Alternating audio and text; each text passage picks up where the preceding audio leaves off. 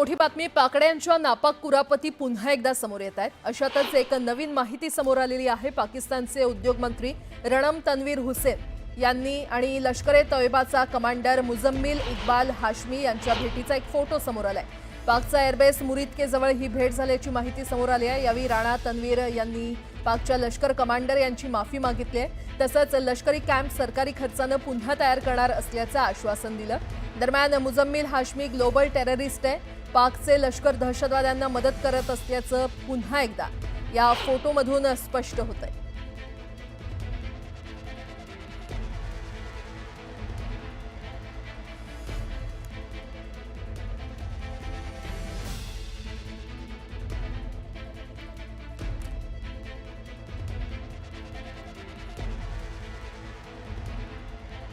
तो आज यहाँ जो हम आए हैं वो इसलिए आए हैं कि उनकी हिदायत है कि हम बताएं उनको कि यहाँ जो नुकसान हुए हैं, जिस तरह मस्जिद का हुआ है या दूसरी का इमारत का हुआ है, वो हुकूमत जो है वज़ीर आज़म साहब और आर्मी चीफ सैयद आसम अली साहब जनरल साहब वो कहते हैं हम खुद इसको दोबारा रिकन्स्ट्रक्ट करेंगे। मैं आपको ये बहुत और साथ ही उनकी जो फैमिली है जो शहीद हैं या जख्मी हैं उनको भी उनको पूरा लुक आफ्टर किया जाएगा, उनके फैमिली को, बच्चों को।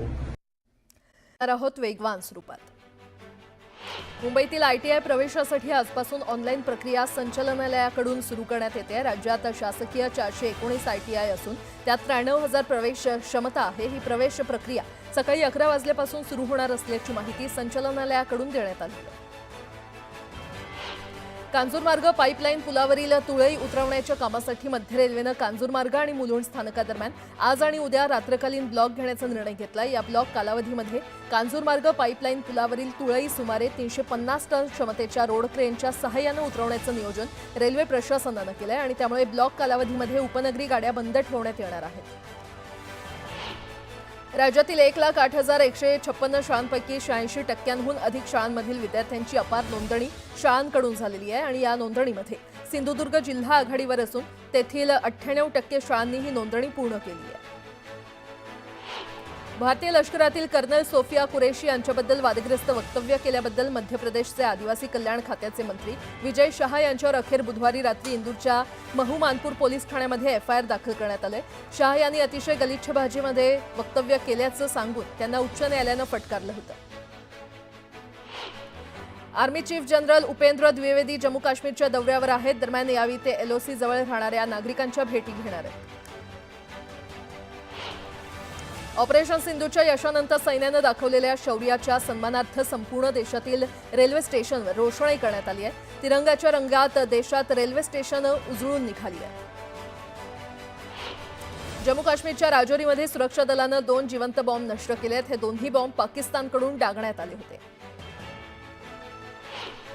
भारत आणि पाकिस्तान यांच्यातील संघर्ष संपुष्टात आणण्यात अमेरिकेनं महत्त्वाची भूमिका बजावली असा दावा डोनाल्ड ट्रम्प यांनी पुन्हा एकदा केलाय। या दोन देशांमध्ये जे घडत होतं ते मला फारसं आवडलं नव्हतं असं ट्रम्प म्हटले। हरिद्वारमध्ये बिबट्यापासून कुत्र्याला वाचवल्याचे सीसीटीव्ही फुटेज समोर आलेलं आहे। बिबट्यानं झोपलेल्या कुत्र्यावर झडप घातली आणि जवळच असलेल्या कुत्र्यांनी भुंकत धाव घेऊन बिबट्यावर हल्ला केला। त्याचा व्हिडिओ आता सोशल मीडियावर व्हायरल होतोय।